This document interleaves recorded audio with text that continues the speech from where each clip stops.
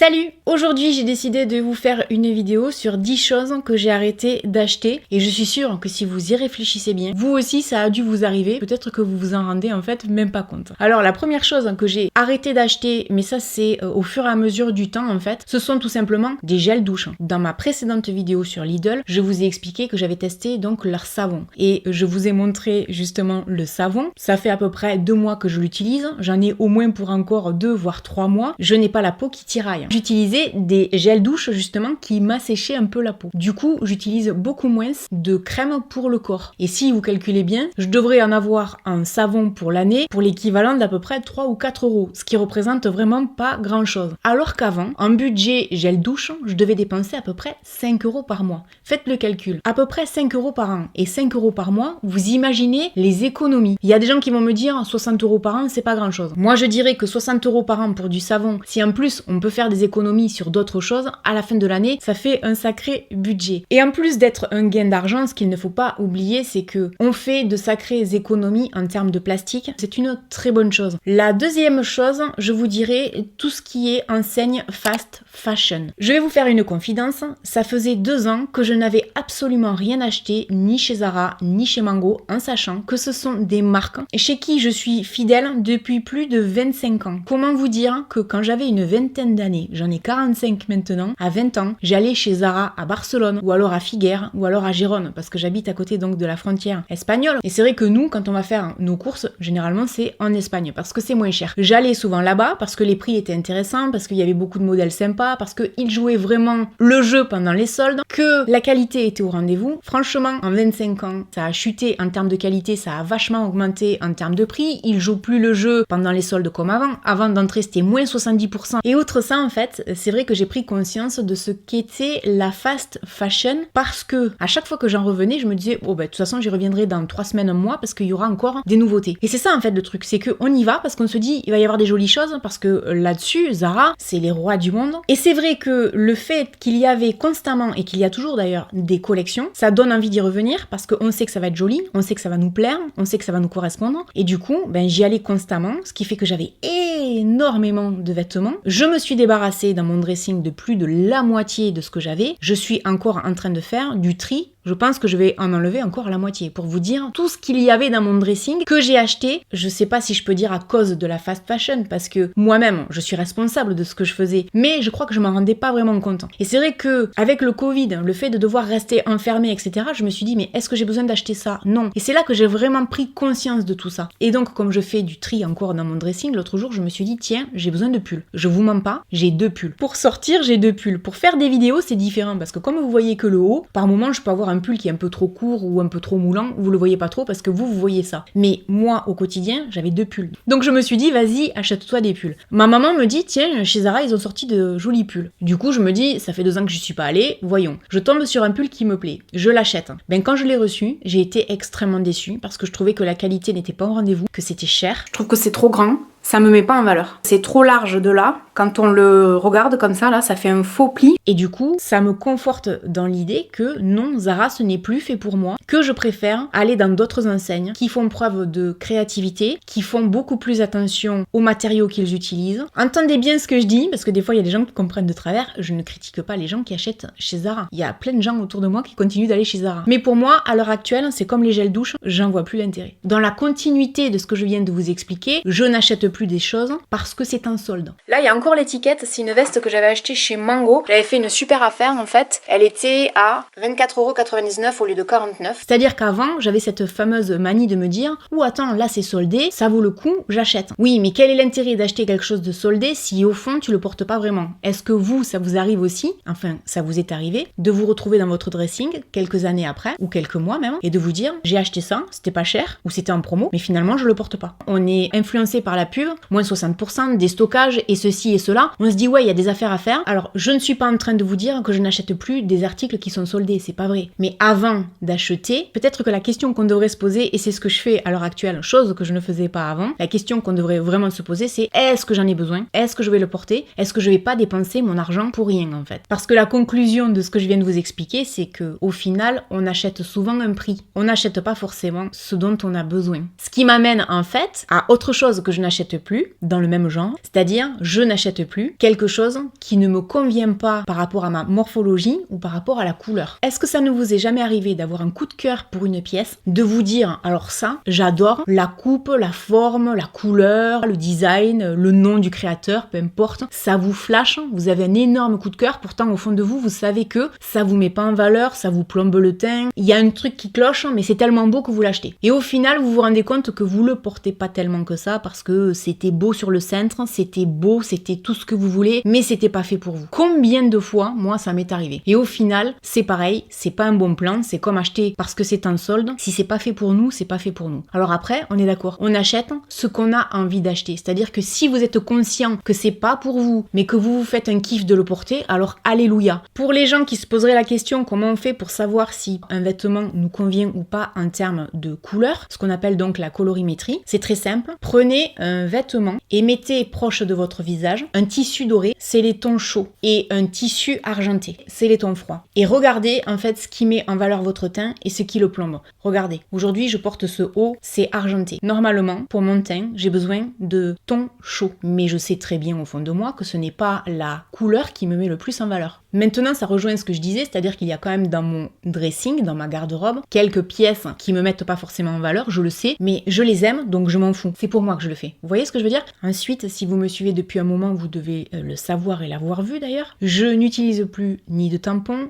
ni de serviettes hygiéniques, je n'utilise uniquement que des culottes menstruelles. J'ai arrêté les tampons il y a vraiment très longtemps, et quand je dis très longtemps, il doit y avoir probablement une vingtaine d'années. Les serviettes hygiéniques, ça doit faire au moins 4-5 ans que j'ai arrêté. Je pense que les culottes menstruelles, c'est vachement mieux. Alors je sais qu'il y a les pour et qu'il y a les contre, il y a les gens qui vont vous dire ouais mais là c'est revenir à l'ancien temps, les culottes de grand-mère, etc. Il y a des gens qui trouvent ça inconfortable, qui vont préférer la cup, il y en a qui vont quand même préférer les tampons. Ça c'est à chacun de voir en fait, midi à sa porte. Pour ma part, c'est un gain d'argent, c'est une très bonne chose pour l'environnement et les culottes me vont parfaitement. Donc là-dessus, je suis convaincue, d'autant que maintenant, on fait quand même des modèles qui sont très jolis. Je ne reviendrai pas aux serviettes hygiéniques, ni même aux tampons, ça c'est sûr et certain. Ensuite, je n'achète plus d'articles en simili-cuir parce que je remarque avec les années que ça s'abîme très rapidement. Je privilégie le cuir. Alors, quand je dis ça, par moment, il y a des gens qui comprennent pas et qui me disent mais enfin, t'es végétarienne, comment tu peux utiliser du cuir? Alors, je vais vous dire un truc très simple. Pensez à tous les gens dans le monde qui aiment les animaux, qui ont des animaux chez eux, peut-être que vous en faites partie, qui ont des chiens, des chats et tout un tas d'autres animaux et qui mangent de la viande et qui mangent du poisson. J'ai arrêté de manger de la viande par conviction personnelle il y a 7 ou 8 ans de ça, mais je mange encore du poisson, ce qui veut dire que je suis pesco-végétarienne. Pour autant, c'est vrai, je préfère le cuir au simili-cuir. J'achète du coup beaucoup moins.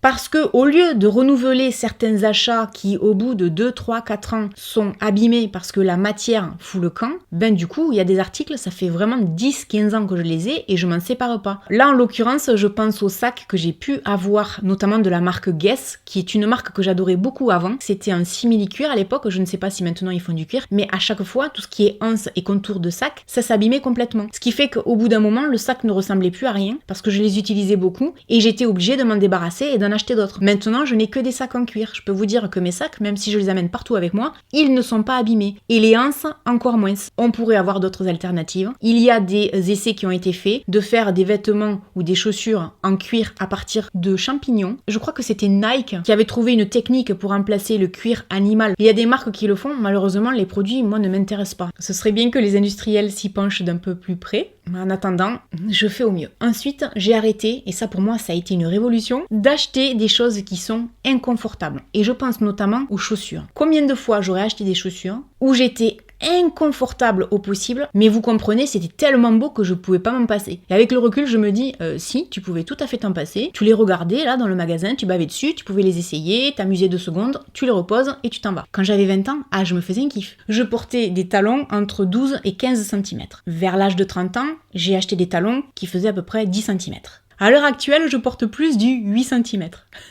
Tout ça pour vous dire qu'en fait, quand on a une vingtaine d'années, je crois que le confort, c'est pas forcément quelque chose auquel on pense. Mais, avec le recul, je me suis quand même fait la remarque. J'ai acheté à plusieurs reprises des chaussures où j'étais pas confortable. Je les ai portées 1 fois ou 2, mais comme elles me faisaient mal aux pieds, ben, j'avais pas forcément envie de souffrir à nouveau. Du coup, je les posais, je les regardais, je me disais, ah ouais, c'est joli, hein, mais non, ça fait trop mal. Et en fait, j'avais dépensé de l'argent pour rien, ce qui, en fait, renvoie au reste de ma vidéo, vidéo puisque tout est lié, où finalement ce sont des achats qui servent strictement à rien, c'est consommer pour consommer, c'est pas consommer intelligemment en plus, donc non, je vois pas l'intérêt de faire ça. Si je peux vous donner un conseil, si vous voyez quelque chose, que vous l'essayez, que vous vous dites c'est beau, oui mais, le mais, vous l'entourez en rouge et vous vous dites signal d'alerte, je passe mon chemin. Parce que c'est sûr et certain que vous le porterez pas. Autre chose que j'ai arrêté d'acheter, les choses qui sont à la mode. Maintenant, quand quelque chose est à la mode, je me dis, est-ce que vraiment je trouve que c'est beau parce que c'est bien mis en valeur, ou est-ce que vraiment c'est à la mode et je finis par aimer parce qu'il y a un tel bourrage de crâne qu'à force on s'y habitue et que ah ouais finalement c'est pas mal. Moi ce que je fais c'est que j'attends en général plusieurs semaines, voire parfois plusieurs mois, et quand j'y reviens et que je vois que ça me plaît toujours, là je me dis tu devrais peut-être acheter, il y a un petit coup de cœur qui se profile. Par exemple, en ce qui concerne la mode. Parce qu'on sait très bien que la mode, c'est un éternel recommencement, on est d'accord. Hein. Sont revenus à la mode les chaussures à bout carré. Alors là, comment vous dire, j'en vois plein, c'est joli sur les autres, mais moi je le porterai pas parce que je n'aime plus ça. Et qu'est-ce que j'en ai porté des chaussures à bout carré quand j'avais 20 ans. Autre chose qui est à la mode et que je n'achète jamais, un eyeliner. Sur YouTube, quasiment toutes les youtubeuses ont des traits d'eyeliner. J'en faisais quand j'étais ado et quand j'avais une vingtaine d'années. À l'heure actuelle, je n'en fais plus, ou alors très très discret, limite vous le voyez même pas, parce que si je fais un trait de liner noir bien précis, bien poum, ça va me plomber le regard, me fatiguer. En fait, tout ce qui est à la mode n'est pas forcément fait pour moi. En avant-dernière position, et là pour les gens qui me suivent depuis longtemps, vous allez avoir du mal à le croire, mais je vous jure que c'est vrai. Ça fait presque un an, que je n'ai pas acheté d'escarpins, je n'ai pas acheté de chaussures à talons hauts. Je m'applaudis. Bravo Lolo. Bravo.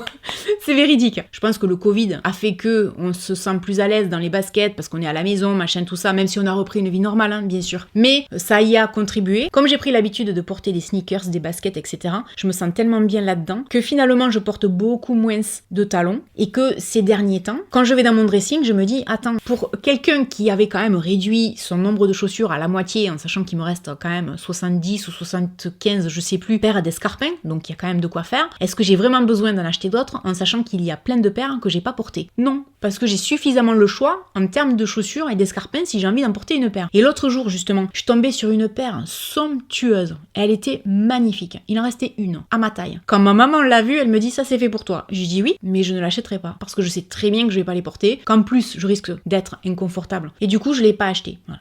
Les dernières choses que j'ai arrêté de faire, c'est d'acheter un énième parfum. J'adore les parfums, tu comprends le packaging ou la marque. L'autre jour, j'ai failli me faire avoir par le dernier parfum de chez Valentino, Voce Viva ou quelque chose comme ça, avec la pub, avec Lady Gaga. Alors moi, vous me mettez Lady Gaga et Valentino, je suis la plus heureuse du monde, quoi. Mais à un moment donné, j'ai pas besoin d'un autre parfum. Pourquoi? Parce qu'avant, j'en avais une vingtaine, j'en ai plus que 6 et que j'en ai largement assez. Et c'est vrai que la publicité contribue à ce que j'ai envie d'avoir un énième parfum, surtout en ce moment, en période de fête. Donc en fait, ce dernier point que j'aborde avec vous, c'est pour vous dire, je consomme différemment, notamment depuis le Covid, parce que ça m'a fait prendre conscience que finalement, par moment, j'achetais pour acheter, ou j'achetais parce que ça me plaisait, ou j'achetais parce que c'était pas cher, etc., etc. Finalement, j'en ai pas besoin. Je me suis retrouvée avec des multitudes de choses dont je me suis pas servie ou peu, je consommais pas forcément de la bonne manière. Voilà. Et ne vous méprenez pas. Je sais qu'il y a des gens qui vont me dire, ouais, mais Laurette, t'achètes quand même des choses. Oui, mais souvent, c'est pour tester en vidéo, pour vous donner un avis et pour justement faire en sorte que vous puissiez acheter au plus juste.